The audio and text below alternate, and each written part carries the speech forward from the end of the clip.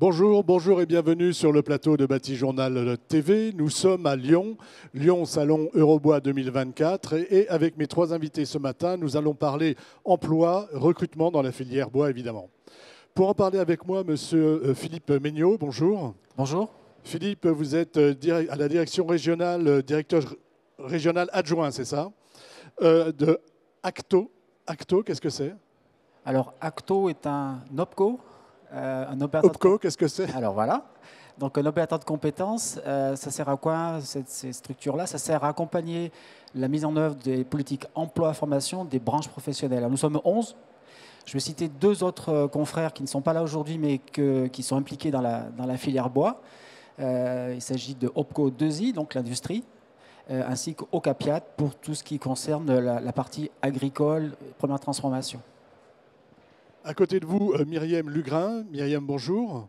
Bonjour. Vous êtes chef de projet chez France Travail, hein, qu'on appelait avant Pôle emploi, c'est ça? Pour ceux qui ne sauraient pas encore, et vous vous intéressez particulièrement à l'agriculture et la forêt.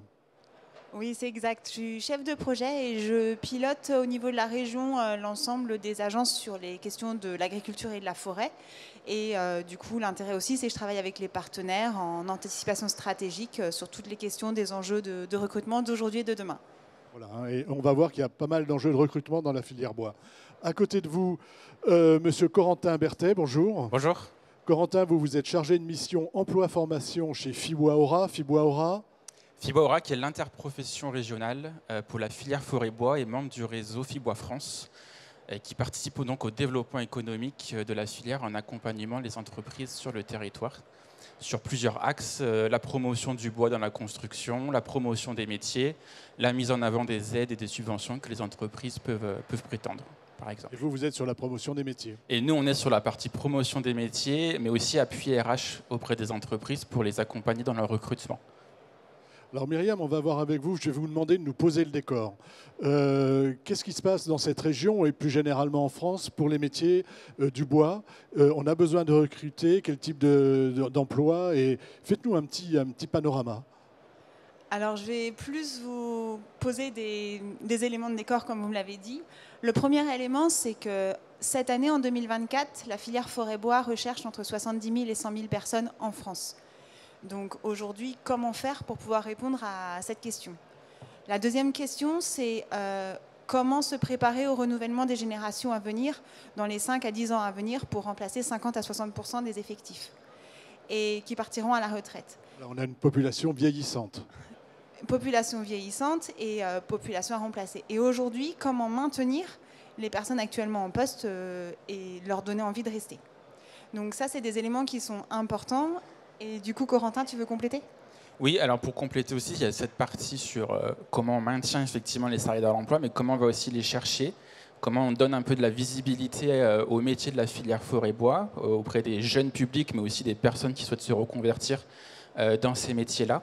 Et puis un chiffre quand même qui est assez important à mettre en avant, c'est qu'on a dans la filière forêt-bois 2/3 des entreprises qui ont aujourd'hui aucun salarié et qui, avec le développement de la filière, le développement de l'activité, qui vont avoir besoin de recruter. Donc comment on les accompagne dans ces premiers recrutements-là de salariés au sein de l'entreprise? Voilà, en fait, on a des TPE, hein, beaucoup de TPE, c'est ça, qui vont avoir besoin ou qui ont besoin aujourd'hui de recruter et qu'il faut accompagner. Beaucoup de TPE et beaucoup d'entreprises individuelles, notamment dans la partie amont de la filière avec les ETF, qui sont souvent entrepreneurs de travaux forestiers, qui sont souvent tout seuls et qui ne peuvent pas faire de l'ensemble des marchés et qui vont devoir du coup développer leur activité, développer leur entreprise avec une partie salariée. Il y a aussi un autre enjeu, c'est on a des compétences qui évoluent très vite, avec une filière notamment qui évolue en lien avec le changement climatique. Et comment on fait pour adapter les compétences des salariés en poste et les nouvelles compétences à venir pour les futurs recrutés, notamment sur la filière plantation. Et voilà, comment on se prépare, comment on accompagne les entreprises et comment on prépare aussi le développement de compétences. Là, on va s'intéresser, hein, vous parliez de filière plantation, les métiers qui nous intéressent aujourd'hui dans notre petit échange, ce sont les métiers, on va dire, plantation. C'est l'amont, voilà, l'amont de la filière, la première transformation. Citez-nous quelques métiers, les besoins. Bûcherons, conducteurs d'engins, les opérateurs de scierie, conducteurs de ligne aussi en scierie, par exemple. Ça va être des métiers qui sont assez recherchés par les entreprises et alors qui sont formés sur plutôt de l'infra-bac, niveau bac, mais qui nécessitent des compétences quand même assez techniques, assez pointues, notamment avec les développements de nouveaux outils, de nouveaux outils informatiques qui vont les aider du coup à piloter les engins, par exemple. C'est sur ces métiers-là que vous travaillez et que vous mettez en place des solutions. En tout cas, il faut attirer les jeunes là. En tout cas, les personnes qui sont attirées soit vers des métiers qui ont du sens, donc au niveau de l'amont, soit des métiers qui a de l'innovation technologique. Et à ce moment-là, où on retrouve très bien ces évolutions-là, notamment dans les scieries. Comment ça se passe à Pôle emploi, France Travail. Est-ce qu'on propose ces métiers et comment à des personnes qui, par exemple, ne les connaissent pas, comment ça se passe? Est-ce que les gens se disent « Ah oui, tiens, je n'avais pas pensé » ou « Oh là, non, moi je ne veux pas aller travailler en forêt, trop compliqué ». Quelles sont les réactions en fait, que vous avez? Est-ce que ce sont des métiers vraiment méconnus et qu'on a besoin de faire connaître? Ou est-ce que finalement on n'y va pas parce qu'on n'a pas envie d'y aller, parce que c'est trop dur tout simplement? Alors en fait, il y a deux leviers. Il y a soit le levier connaissance découverte. Du coup, en clin d'œil, à partir du 19 février, on a les journées découvertes des métiers de l'agriculture et de la forêt qui vont être sur plusieurs jours, une possibilité d'aller découvrir, aller dans des entreprises pour aller vers des recruteurs ou des partenaires pour découvrir ces métiers-là. L'enjeu, c'est la découverte, donc que ce soit pour le candidat, mais aussi pour le prescripteur, parce qu'on parle souvent du candidat qu'on doit attirer, mais il faut aussi accompagner l'ensemble des partenaires et prescripteurs de l'emploi à monter en compétence sur ces champs pour qu'ils puissent eux-mêmes le proposer et en parler aux candidats qu'ils reçoivent. Quelque chose à ajouter là-dessus? Non, alors par rapport du coup à ces journées, effectivement, Fibois Aura va animer un webinaire, alors un peu avant du coup, on sera le 15 février, nous le webinaire à destination des prescripteurs de l'emploi. Ce sera aussi ouvert bien sûr aux demandeurs d'emploi pour faire découvrir une partie des métiers, notamment l'amont, les métiers en tension et les formations pour pouvoir occuper ces postes-là et quel dispositif, en lien bien sûr avec France Travail, mais aussi l'alternance, on en parlera après avec les OPCO, quel dispositif on peut mobiliser pour se former et être recruté après derrière par les entreprises. On a fait un petit tour d'horizon des enjeux. Philippe, est-ce que vous voulez ajouter quelque chose? Alors, il y a 2 points sur lesquels moi je voudrais insister. On parle de recrutement, d'insertion. Une voie d'excellence, c'est l'alternance. Alors, ça ne répond pas à toutes les situations. En tout cas, ça répond à beaucoup de situations professionnelles. L'employeur, le futur employeur, a une personne qui est chez lui une partie du temps, l'autre partie en centre de formation. Vous savez, aujourd'hui, ce sont des contrats qui sont aidés. Donc le coût est relativement faible pour un employeur. C'est une voie d'excellence pour le recrutement. Ça ne répond pas à tout une fois de plus. On parle du public jeune. Après, c'est comment les inciter à aller dans la filière par le biais de l'apprentissage. Alors ça, c'est un gros travail qui est fait. Alors, on va dire nous tous. On parle de marque employeur, on parle d'image de la filière. Donc c'est par la connaissance et c'est aussi par le fait, c'est aussi lutter contre des stéréotypes. On parle souvent, à mon goût, un peu négativement de certains emplois. Ce sont des emplois qui peuvent correspondre à des projets de personnes. Encore faut-il qu'ils connaissent bien ces métiers, qu'ils sachent de quoi on parle, sur quel territoire, avec quel type de structure. On a vu hier des professionnels qui nous disaient qu'aujourd'hui, le cercle l'impact recrutement sur leurs entreprises était réduit. C'est-à-dire qu'il y a des personnes qui sont sur les territoires, qui ont envie de travailler chez eux dans ces entreprises, mais qui n'ont peut-être pas tous les prérequis. C'est-à-dire qu'il faut les former. Il n'y a pas de secret. Quand on ne trouve pas quelqu'un formé sur le marché du travail, eh bien, il faut le former. Et l'alternance est un point important. L'autre point, c'est comment outiller le dirigeant en matière du recrutement et plus largement de gestion des ressources humaines. On est tous pareils, on est on va dire le nez dans le guidon bien souvent. On n'a pas forcément le temps de prendre du recul pour analyser pourquoi on n'arrive pas à recruter, pourquoi il y a un turnover important dans l'entreprise. Qu'est-ce qui va se passer à l'horizon de 5-10 ans? Est-ce que l'effectif va être à renouveler totalement? Donc ce temps, je dirais, d'anticipation, il peut être, le dirigeant peut être accompagné autour d'une prestation que Acto finance, mais la plupart des OPCO le font également. C'est ce qu'on appelle la prestation de conseil en ressources humaines. C'est entièrement financé par l'OPCO Acto, en tout cas, actuellement. Alors, il y a des conditions d'accès qui sont de la taille de l'entreprise, mais ça permet, au travers d'un diagnostic de 5 à 8 jours, un diagnostic et analyse, de sortir avec un plan d'action qui englobe tous les aspects, formation du salarié, recrutement, renforcer les compétences RH dans l'entreprise. Voilà, donc se professionnaliser aussi pour recruter, parce qu'on sait que c'est de plus en plus compliqué. Et il faut trouver les leviers aussi pour attirer le public. Ça ne suffit pas de faire connaître les métiers auprès des jeunes ou auprès des personnes qui sont privées d'emploi, qui voudraient y aller. Il faut aussi que les entreprises, que les entrepreneurs soient en capacité de comprendre qui ils sont et comment ça fonctionne, quoi, en gros. Hein. Absolument. Quand on est tout seul dans une entreprise, ce n'est pas facile. On n'a jamais été formé pour ça, en réalité. Oui, c'est ça. Et dans ce cadre-là aussi, pour compléter, alors la PCRH, effectivement, et on a aussi un autre programme d'action qui s'appelle UpFib, qui est piloté par... Ça veut dire quoi, UpFib? UpFib, c'est un acronyme, j'aurais plus les noms en tête. Vous me posez une colle, là. Mais en tout cas, j'adore les acronymes, en général, je demande à chaque fois. Il n'y a que de ça dans la filière forêt et bois, je le découvre, effectivement, depuis que je suis arrivé dedans.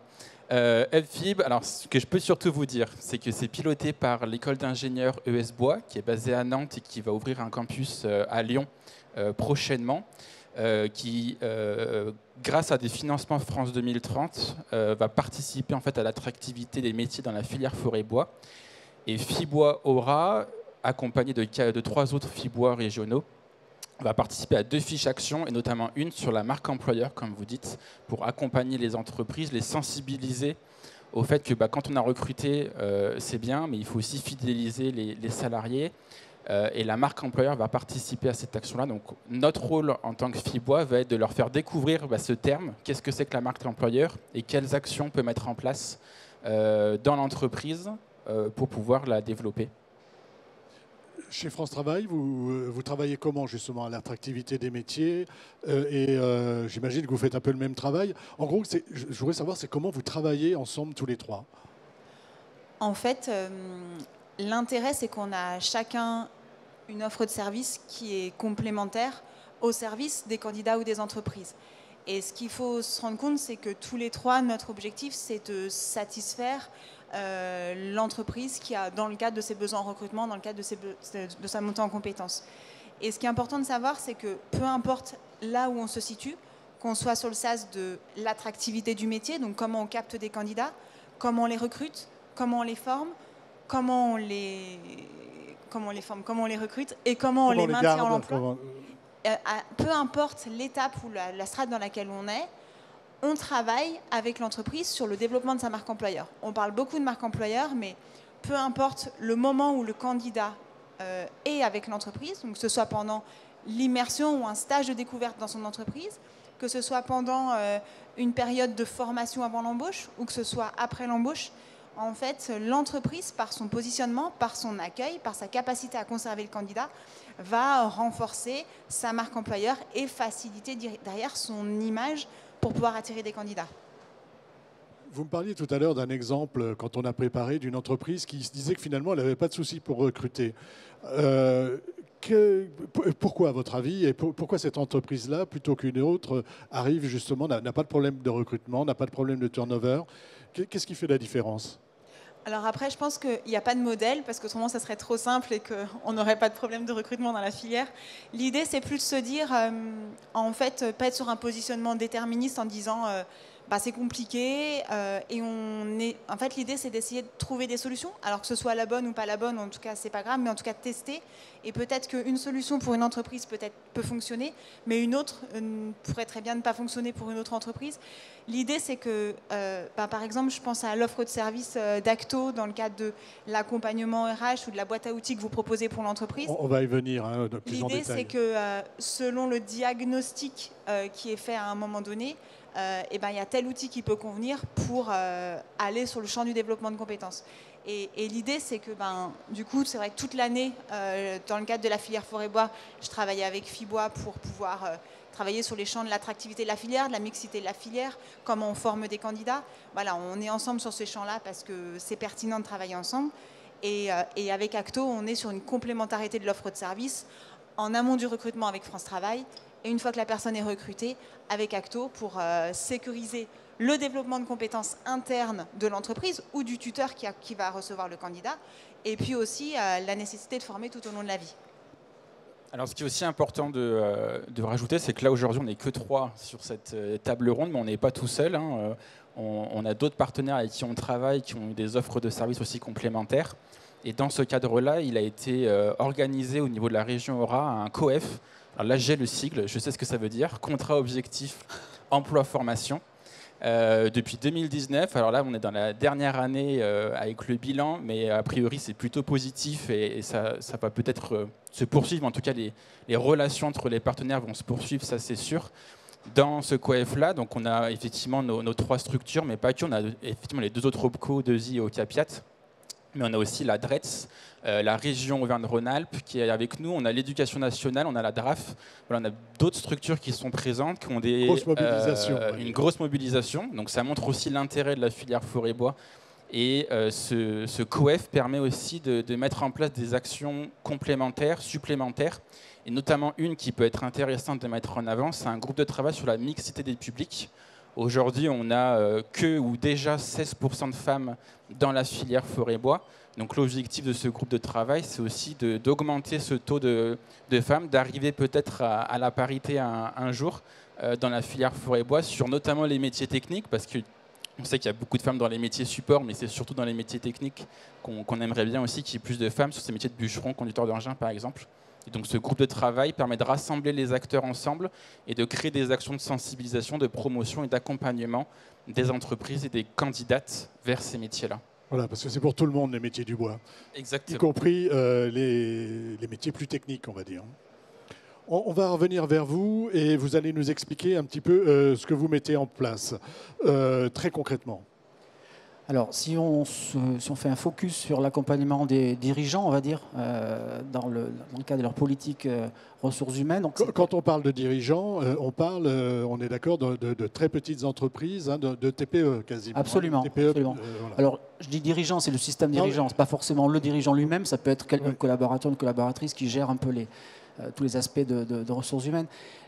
Donc cette prestation de conseil, elle est réalisée par un cabinet externe. C'est l'entreprise qui choisit. On a une liste de prestataires, mais c'est l'entreprise qui choisit. Et c'est l'entreprise qui définit avec le prestataire sur quelle, alors un mot qu'on prononce souvent, sur quelle problématique portera la PCRH. Alors aujourd'hui, ce que l'on voit, c'est beaucoup dans la filière, beaucoup de questions qui se posent autour du renouvellement des générations. C'est-à-dire comment moi, employeur, je vais pouvoir pallier au fait que mes collaborateurs, dans quelques années, 5-10 ans, je vais perdre une bonne partie de mes collaborateurs. Ça, c'est un sujet fort. Et l'autre sujet, c'est l'impact de facteurs, on va dire, externes, donc le changement climatique aussi, qui impacte les compétences à détenir dans l'entreprise, et la mécanisation. En tout cas, pour les branches que je représente ici, en particulier les scieries, il y a un saut technologique qui s'est fait et qui est en train de se faire et qui nécessite des compétences nouvelles. Donc ça, c'est quelque chose aussi qu'il faut prendre en considération. Ce n'est pas uniquement, on va dire, la personne qui exécute, c'est aussi la personne qui pilote l'installation, c'est aussi la personne qui est capable de faire une première maintenance. Donc c'est des compétences qui sont de plus en plus exclusives. Je voulais juste rajouter un point. Moi, je pense que la filière, elle a quand même un atout majeur, c'est des métiers passion. Donc on est quand même sur des métiers, on est quand même sur un secteur d'activité où la matière, de l'amont jusqu'à l'aval, est là. Donc c'est quelque chose, je pense qu'il y a des projets professionnels qui s'ignorent aujourd'hui, des jeunes ou des moins jeunes qui ne connaissent pas bien la filière et les métiers, et qui, une fois qu'ils sont, on va dire, sensibilisés, ont envie d'y aller. Je pense que là-dessus, il n'y a pas de débat. Je pense que le métier de passion, on est vraiment sur quelque chose qui peut être, pour une personne rentrer dans la filière, qui peut être un excellent vecteur de carrière. On peut faire carrière, c'est ce que j'allais vous demander. On peut commencer en bas de l'échelle. Il y a encore des ascenseurs, un ascenseur social. Oui, c'est un secteur, absolument. C'est un secteur qui est très perméable, on va dire, alors c'est pas un joli mot, mais au premier niveau de qualification, on peut faire carrière dans l'entreprise, absolument. Donc un accompagnement auprès du dirigeant.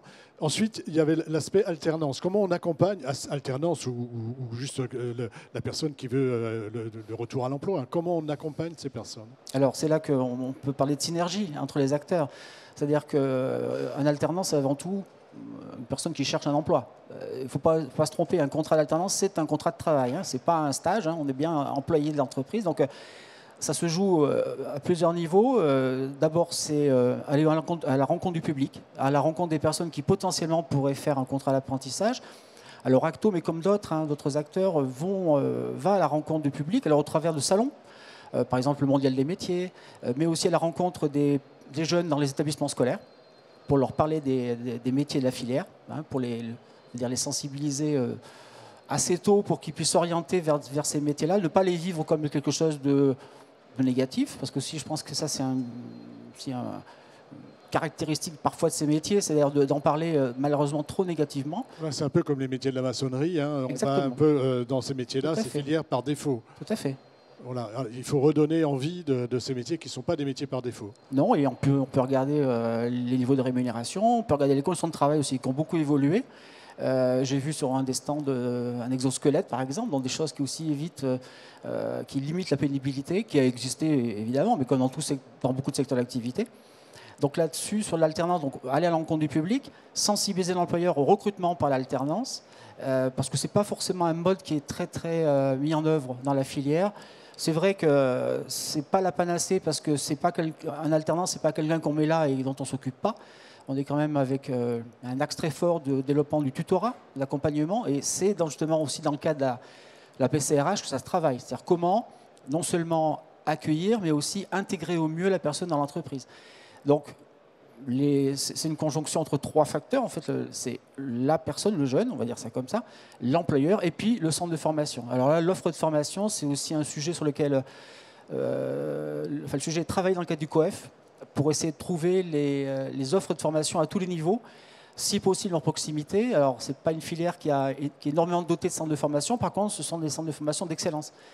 Donc, l'offre de formation existe. Après, encore faut-il que le jeune et le futur employeur aient un contrat à passer ensemble. On a l'offre de formation, il faut créer des rencontres. Sur ces formations, sur ces offres de formation, qu'est-ce qu'on a dans la région et plus généralement en France? Alors, au niveau Auvergne-Rhône-Alpes, on est une région qui est quand même assez bien dotée en termes de centres de formation. On a plus d'une centaine de centres de formation qui sont répartis sur tout le territoire, avec du coup un maillage aussi qui est intéressant en termes de niveau de diplôme. On va du CAP jusqu'au diplôme d'ingénieur. Donc finalement, dans toute la région, on peut se former jusqu'au niveau ingénieur dans la filière forêt-bois. Après, effectivement, ça peut nécessiter quelques déplacements de la part des candidats parce que forcément, les centres de formation sont proches des domaines d'activité, en tout cas des besoins des entreprises. Là aussi, on est là aussi pour accompagner les centres de formation, que ce soit FIBO, mais aussi les autres partenaires, pour leur donner des conseils sur les ouvertures de promo. Est-ce qu'il y a un intérêt économique? Est-ce qu'il y a un besoin des entreprises sur ce territoire pour ouvrir une session, par exemple, de CAP? On est là aussi pour leur donner ces visions-là. Ce qu'on a fait aussi par rapport à FIWA, pour donner un exemple d'action en début d'année, c'est qu'on a eu un stand sur le salon de l'étudiant à Eurexpo ici même au mois de janvier, où on a proposé à 6 centres de formation de participer avec nous au salon pour leur donner aussi de la visibilité, parce qu'ils en ont besoin aussi, les centres de formation. Il n'y a pas que les entreprises qui ont besoin de visibilité, il y a aussi les centres de formation. De montrer que rien que dans la région, on peut se former et on peut être recruté dans les métiers de la filière forêt-bois. Ça, c'est important de mettre ça en avant, je pense. Myriam, vous voulez ajouter quelque chose pour tout ce qu'on vient d'entendre là, et comment vous travaillez aussi là-dessus? Alors par rapport à la formation, du coup, je resitue le contexte aussi où on est dans un contexte, dans certains départements de quasi plein emploi, où du coup le fait de capter des candidats est parfois difficile, et où notamment sur les métiers de faible qualification, certains secteurs d'activité finalement peuvent se piquer entre guillemets les candidats. Donc c'est à celui qui il y a concurrence, c'est à celui qui sera le plus séduisant. C'est celui qui sera le plus attractif. Donc du coup, pour faire le lien avec la marque employeur dont on parlait tout à l'heure. Et là, ce qui est intéressant, c'est que du coup, quand on a un candidat sous la main qui correspond à nos savoir-être finalement, que l'on recherche par rapport à l'entreprise, on a plusieurs leviers pour pouvoir le faire monter en compétence. Soit on a l'offre de formation qui est présente sur le territoire, soit on a la possibilité, du coup, une fois qu'on a identifié les compétences manquantes du candidat, via une mesure de France Travail qui s'appelle l'AFPR, l'action de formation préalable au recrutement, de pouvoir en fait former le candidat aux compétences manquantes pour qu'il puisse prendre son poste. Et pendant cette période-là, le candidat n'est pas salarié de l'entreprise, mais stagiaire de la formation professionnelle. Donc finalement, le temps qu'on consacre à le faire monter en compétences en tutorat ou en centre de formation dans l'entreprise n'est pas un temps pris sur le temps du contrat de travail, mais en amont du recrutement. En amont du recrutement, et c'est pris en charge par l'État ou c'est l'entreprise? Il y a un dédommagement pour l'entreprise du temps qu'il consacre à former la personne. Ce qui est intéressant, c'est ce champ-là, dans le cadre de l'anticipation au recrutement, Ce qui est intéressant aussi, et pour faire le lien par rapport au centre de formation, c'est qu'en effet, il peut y avoir des entreprises des candidats qui ne sont pas proches d'un centre de formation. Et donc, du coup, il existe des situations de formation en situation de travail. Et là, c'est une posture en fait, que l'employeur doit avoir en lien avec les centres de formation pour pouvoir être capable de transmettre les informations, faire du feedback au centre de formation quand le candidat retourne au centre de formation. Et ça, l'employeur, enfin en tout cas le tuteur dans l'entreprise, doit être formé et avoir les compétences, parce qu'on peut être un très bon technicien dans son travail, exemplaire, mais pas être un bon passeur de connaissances ou identification de compétences actées ou non actées. Donc en fait, ça, la FEST est aussi une mesure qu'on peut monter dans le cadre de nos services et en lien avec nos différents partenaires. Alors Philippe, vous vouliez ajouter quelque chose et ce sera votre mot de la fin, puisque nous arrivons à la fin, au terme de notre échange. Lourde responsabilité. On évoquait donc le recrutement et surtout aujourd'hui la diversification des origines des personnes, hein, c'est-à-dire diversifier les sources de recrutement. On pourrait dire aujourd'hui que cette filière, elle est comme d'autres, hein, c'est recruter au coin de la rue et éventuellement au bout du monde. Nous avons un programme d'accompagnement de personnes qui sont, on va dire, sous statut réfugié, qui aspirent à travailler dans différents secteurs. Donc ça peut être ces personnes-là comme des personnes qui sont au coin de la rue, y compris en milieu urbain. C'est des choses que nous développons aussi, c'est-à-dire toutes les personnes qui sont dans les quartiers périphériques de la ville, des personnes qui sont éloignées de l'emploi, qui aspireraient aussi à travailler peut-être dans le secteur, dans des conditions de travail différentes. Donc c'est diversifier les sources de recrutement. Être perméable à ça en tout cas, parce que, comme disait Myriam, il y a pénurie. Allez chercher les personnes là où elles sont. Votre mot de la fin, Myriam? Alors, mon mot de la fin, c'est en effet, pour rejoindre ce que vous disiez, c'est qu'il faut aller vers des publics sur lesquels on n'allait pas jusqu'à maintenant. Il faut oser les sources de captage, aller voir des entreprises ou des partenaires qui pourraient vous aider dans le cadre des recrutements. Et puis, notre rôle aussi, c'est pas d'accompagner uniquement les grosses entreprises, c'est aussi d'accompagner les entreprises qui sont tout seules. Tu disais qu'il y avait un certain nombre d'entreprises où il y avait un seul patron ou voire un seul salarié. Donc, on est aussi là pour accompagner les toutes petites entreprises, peu importe qui est partenaire, pour pouvoir aller et leur faciliter la vie dans leur recrutement. Corentin, c'est à vous. Alors, le mot de la fin, c'est qu'on a quand même plein d'outils pour aider les entreprises et les candidats à se trouver, à faciliter les rencontres, et notamment un qui est la bourse de l'emploi de la filière forêt-bois sur le site Métiers Forêt-Bois, où la possibilité pour les entreprises de déposer leur offre d'emploi et les candidats de déposer leur CV pour faciliter leur rencontre. Et on sera là pour les accompagner, bien sûr. Voilà, donc allez sur le site internet. Vous avez parlé d'un webinaire tout à l'heure, hein, le 15 février, c'est ça, ouais. Pareil, on s'inscrit sur votre... 15 février, alors là, ça sera sur le site de France Travail, mes événements emploi, si je ne me trompe pas. D'accord. Le webinaire est accessible et il n'y a pas de limite d'inscription, donc venez nous voir pour parler des métiers. Voilà. Et un dernier événement, le 19, c'était quoi? Rappelez-nous. 19, c'est la semaine de l'agriculture qui commence par France Travail. Les journées des métiers de l'agriculture, donc des événements partout en Auvergne-Rhône-Alpes, accessibles depuis... vous mettez sur Internet Pôle emploi, journée des métiers de l'agriculture, vous tombez sur la page et puis du coup, vous aurez accès à l'ensemble des événements, des vidéos, des webinaires et puis les informations un peu stratégiques pour comprendre pourquoi est-ce qu'on a ces journées-là qui se mettent en place. 2 derniers événements et après j'arrête, c'est la caravane des métiers, les 2 dernières semaines de mars où le filière forêt-bois sera présente avec un stand et des centres de formation pour nous accompagner. Et là c'est plus à la fin de l'année, mais je le dis tout de suite, c'est le mondial des métiers aussi, à Eurexpo ici même, où le stand de la filière forêt-bois sera aussi représenté. Et Acto. Merci beaucoup d'être venu sur le plateau de Batijournal TV pour parler emploi, recrutement. C'est une émission, vous pouvez y aller, hein, vous pouvez les applaudir. C'est une émission à retrouver sur notre site internet Batijournal TV, bien évidemment, et sur les sites de nos partenaires que sont France Bois Forêt, le Salon Eurobois et les magazines Woodsurfer et l'Atelier Bois. Merci à vous. Merci.